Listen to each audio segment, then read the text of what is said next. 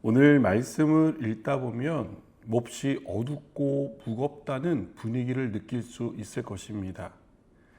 그것은 하나님이 자기 백성인 유다를 향해 화를 선언하고 있기 때문입니다. 왜 하나님은 유다에게 화를 선언하고 계신 겁니까? 그들이 행하는 일 때문입니다. 그들은 거짓으로 끈을 삼아 죄악을 끌려 수레줄로 함같이 죄악을 끈다고 말씀합니다. 이것은 유다가 죄를 짓는 데 있어서 적극적이며 있는 힘을 다하여 짓고 있다는 것을 보여줍니다. 또 하나님이 하실 일이 나타나지 않는 것을 보며 그들은 하나님을 비웃습니다. 이렇게 죄에 적극적이고 아직 나타나지 않은 일을 비웃는 것은 이들 안에 하나님을 경외하는 마음이 없기 때문입니다. 시편 기자가 고백하듯이 하나님이 없다고 생각하는 것입니다. 그래서 악을 악하다고 말해야 하고 선을 선하다고 말해야 하는데 이것을 왜곡해 버립니다. 또 스스로 지혜 있다고 말하며 교만함을 드러냅니다. 무엇보다 공의로우신 하나님의 백성으로서 공의로운 사회를 만들 책임이 있지만 그 책임을 저버립니다. 이보다 더 큰 문제는 하나님의 백성이라는 정체성을 잃어버렸는데 이것을 인지하지 못한 데 있습니다. 그렇다면 왜 유다 백성에게 이런 일이 일어난 것일까요? 그들은 하나님의 백성으로서의 명맥을 유지하고 있었습니다. 성전에서 예배가 드려지고 있었습니다. 외형적인 모습만 보자면 문제될 게 없어 보입니다.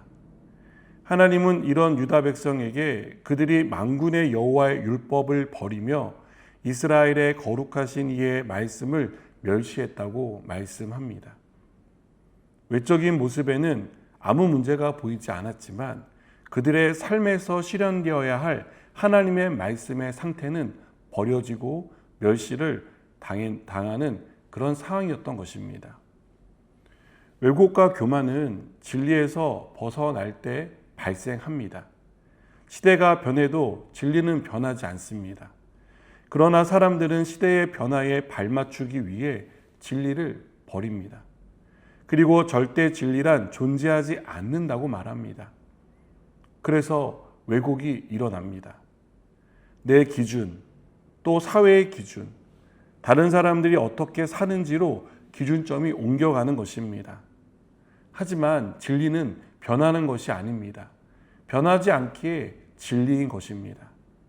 어느 시대를 살아가든 우리가 따라야 할 진리가 딱 하나 있습니다. 하나님의 말씀입니다. 교만도 마찬가지라고 생각합니다. 내가 기준이 되는 순간 하나님의 기준은 더 이상 따를 생각도 필요도 없어집니다. 기준점이 하나님에게서 나에게로 옮겨졌는데 굳이 하나님의 말씀을 따라 복잡하게 살 필요가 없다고 생각하는 것입니다. 이런 유다에 대해 하나님은 화를 선포하십니다. 그리고 하나님의 화는 돌이킬 수 없는 무서운 심판으로 임할 것입니다. 그 심판의 모양은 전쟁이 될 것을 말씀합니다. 하나님은 이방의 강한 군대를 심판의 도구로 사용하겠다고 말씀합니다. 그리고 그 선봉에 하나님이 서셔서 유다를 심판하신다라고 말하고 있습니다. 강한 군대의 공격보다 뼈아픈 현실은 하나님이 공격의 선봉에 서신다는 사실일 겁니다. 내 편이라고 여겼던 하나님이 죄를 범한 유다를 심판하기 위해 등을 돌리신다는 말씀은 생각만 해도 끔찍합니다. 이것은 하나님이 심판의 주체라는 것을 우리에게 가르쳐 줍니다. 우리가 붙들어야 할 것은 진리인 하나님의 말씀입니다. 세상은 점점 길을 잃은 사람처럼 살아갑니다.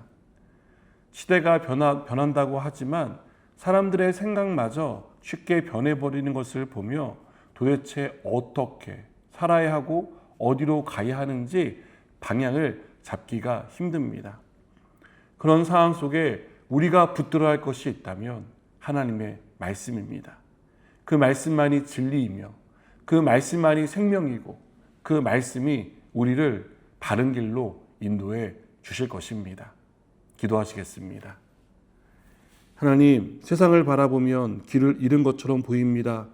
그 시대를 향해 하나님은 심판을 말씀하셨고 또 그 시대 가운데 살아가는 우리가 해야 할 일이 무엇인지를 다시 한번 가르쳐 주셔서 감사합니다.